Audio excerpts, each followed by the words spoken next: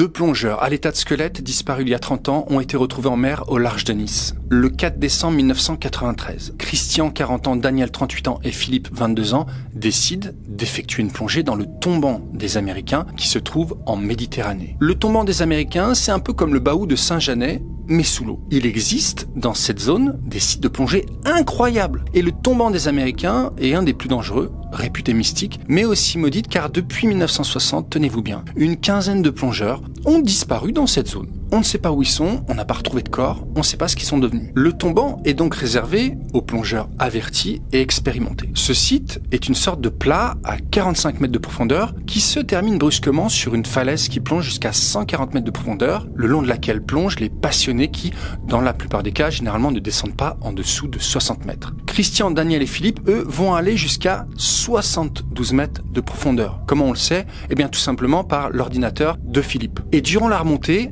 un des plongeurs va être en difficulté, peut-être victime de narcose, la fameuse ivresse des profondeurs, qui est en fait une altération du système nerveux causée par la pression. En tentant d'aider son ami, le deuxième plongeur va subir les mêmes symptômes. Le troisième, Philippe, le plus jeune, va réussir à remonter et s'évanouit une fois à l'air libre. Il est donc emmené immédiatement à l'hôpital dans un caisson de décompression. Les recherches démarrent, mais on ne retrouvera jamais les corps. La mer a gardé ses proies. Ce n'est que 30 ans après qu'une équipe de plongeurs aperçoit à 120 mètres de profondeur une silhouette en combinaison couverte d'une couche de limon. Une fois remontés, les plongeurs alertent immédiatement les autorités qui envoient un robot mais ne trouvent pas un, mais 2 corps à l'état de squelette avancé à 103 mètres et 113 mètres de profondeur. Il semblerait, d'après les premières observations, que ce sont bien les dépouilles de Christian et Daniel.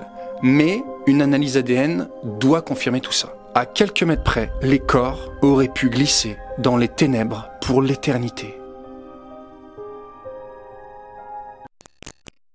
En Belgique, les corps de 2 plongeurs disparus ont été retrouvés sous l'eau. Apparemment, ils auraient été happés par quelque chose au fond de l'eau. Écoutez ça, pour moi, c'est une des morts qui est hyper flippante. Ces 2 plongeurs nés en 1976 et 1977, originaires de Liège, avaient décidé de réaliser une plongée nocturne le jeudi 4 janvier vers 17h dans un des lacs de l'Odeur sur le site de la Platte-Taille, en face de l'école de plongée, à côté du barrage. Le problème est que l'endroit dans lequel ils ont évolué avec des scooters des mers n'est pas autorisé pour la plongée car il peut y avoir des risques avec le fonctionnement du barrage. Et le risque a été accru par les forts courants causés par des pluies récentes. Ils se sont donc retrouvés dans un secteur du lac où le courant a dû être tellement fort qu'ils n'ont certainement pas pu s'en libérer et ils ont été happés dans une énorme turbine. Le lendemain, les plongeurs de la protection civile ont localisé 2 équipements à l'aide d'un sonar au fond du lac et le samedi matin, ils ont plongé et ont découvert des restes humains, certains à proximité du barrage, quand d'autres ont été retrouvés à 1 km en aval du barrage. Les restes ont immédiatement été envoyés dans un laboratoire qui a confirmé que c'était bien les 2 hommes. Ma conclusion, c'est que quand il y a des interdictions, eh bien, il faut les respecter. La nature est trop forte pour nous, donc pourquoi vouloir aller